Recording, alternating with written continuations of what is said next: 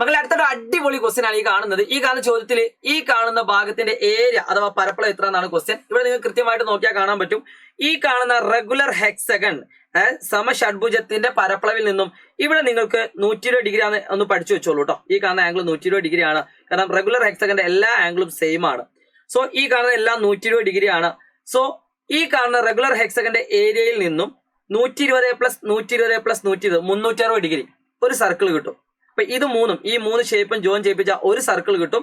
ഇത് 3 ജോയിൻ ചെയ്യിപ്പിച്ച രണ്ടാമത്തെ സർക്കിൾ കിട്ടും. അപ്പൊ നമ്മൾ എന്ത് ചെയ്താൽ മതി, ഈ കാണുന്ന റെഗുലർ ഹെക്സഗന്റെ ഏരിയയിൽ നിന്നും, മക്കളെ അറിയാത്ത ആളുകൾ എഴുതി വെച്ചോളൂ, റെഗുലർ ഹെക്സഗൺ എന്ന് പറഞ്ഞാൽ ഇതിന്റെ ഏരിയ അഥവാ പരപ്പളവ് എന്ന് പറഞ്ഞാൽ എന്താണ് അറിയോ, 6 × √3 a²/4 ആണ്. a²/4.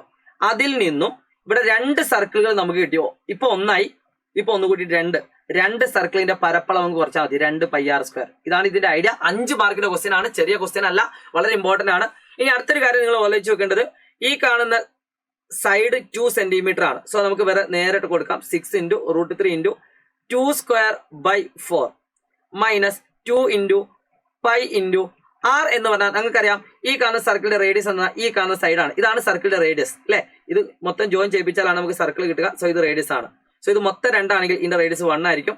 സോ 2 × π × 1². വളരെ ഇമ്പോർട്ടന്റ്. ഇത് ചില ആളുകൾക്ക് മനസ്സിലാക്കാൻ കുറച്ചൊരു ബുദ്ധിമുട്ടുണ്ടാവും, എന്നാൽ നിങ്ങൾ കഷ്ടപ്പെട്ട് പഠിക്കുക. 5 മാർക്കിന് ഇമ്പോർട്ടന്റ് ക്വസ്റ്റ്യൻ ആണ്. സോ 2² ഉം 4 ഉം വെട്ടാം, 2 4 ആണ്. സോ ഇതിന്റെ answer 6 √3 minus 2 × π. That is 6 √3 minus 2 × 3.14.